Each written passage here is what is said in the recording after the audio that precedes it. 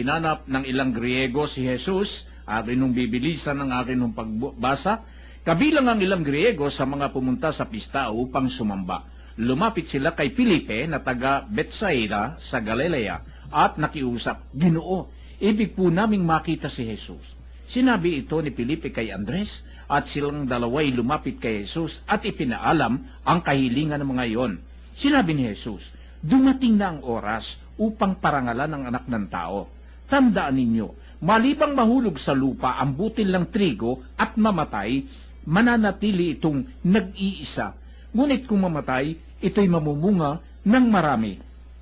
Ang taong labis na nagpapahalaga sa kanyang buhay ay siyang mawawalan nito. Ngunit ang napupuot sa kanyang buhay sa daigdig na ito ay siyang magkakaroon nito hanggang sa buhay na walang hanggan.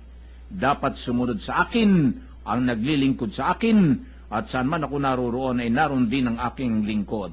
Pararangalan ng Ama ang sinumang naglilingkod sa akin. Kuya Dio. Mga kapatnubay, inanap ng ilang Griego si Jesus. Ayon po sa Panginoong Jesus, dumating na ang oras ng pagpaparangal sa kanya ng Ama. Ayon po sa kanya, ang labis na nagpapahalaga sa kanyang buhay ay mawawalan nito. Ibig pong sabihin, habang nasa daigdig po tayo, kapag wala tayong ginawang mabuti sa ating kapwa at sa Diyos, hindi po natin makakamit ang kaligtasan. Subalit kung gumawa tayo ng kabutihan dito sa lupa at sumunod sa mga aral ng Diyos, magkakaroon po tayo ng buhay na walang hanggan. Yun. Amen. Dito ho'y nakita natin dito dun sa bandang gitna rito, gaya ng sinabi nga ni Kuya Joe, napakaganda ho yun. Kinakailangan ho, yung buhay na walang hanggan ang importante sa tao Hindi naman yung buhay dito sa mundo na ito, dito manlalakbay lang tayo rito Hindi naman ito, hindi naman ito ang ating permanent destinasyon Meron talagang nakalaan sa atin. Pinadadaan lang naman tayo rito sa mundong ito Binigyan tayo ng buhay.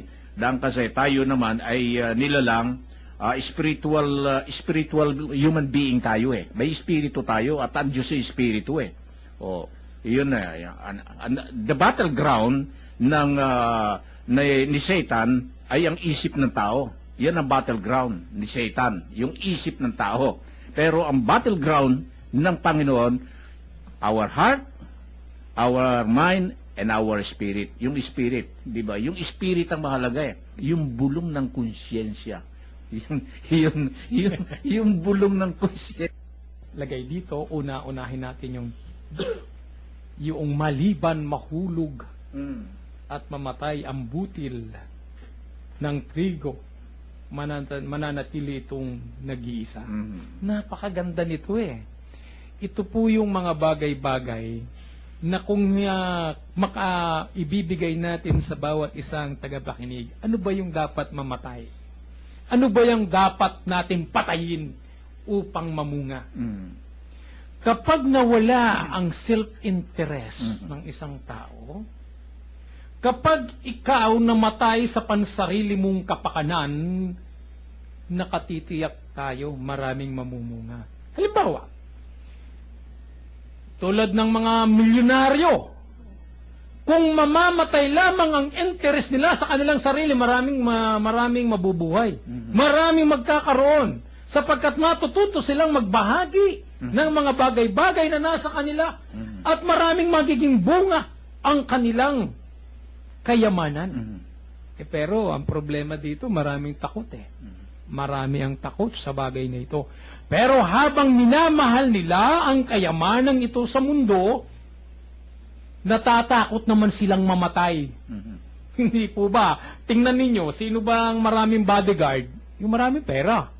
Kasi mahirap pag napatayan, di wala na. Paano pa pakikinabangan? Hindi katulad si Kuya Bert, kahit maraming pera to, walang bodyguard to, kayang maglakad nito kahit saan, kayang ilantad ang sarili, kahit saan pumunta, kahit pa sa mga nakikita natin dyan ng mga maraming loko, makapaglalakad si Kuya Bert, sapagkat naititingala niya ang kanyang sarili at masasabi niya na wala siyang kinatatakutan. Bakit?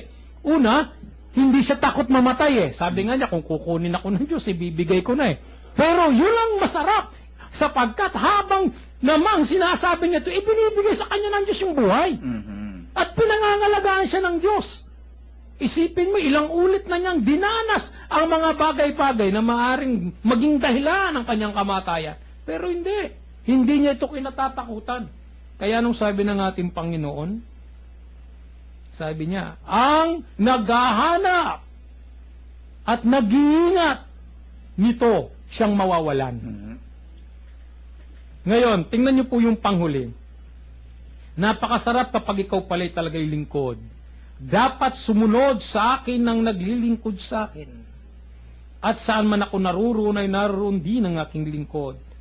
Pararangalan ng Ama ang sino mang naglilingkod sa akin. Ito po, hindi na natin kinakailangan palalimin, ipaliwanag, sapagkat napakalinaw. Ano lang po ang ibig sabihin nito? Magpatuloy ka sa paglilingkod. Maging anuman ang sagabal, maging anuman ang obstacle sa buhay, maging anuman ang trial sa buhay mo, magpatuloy ka sa paglilingkod para makasama ka sa kaharian ng Diyos. Amen. So, yan ho naman ang kay Brother Ben.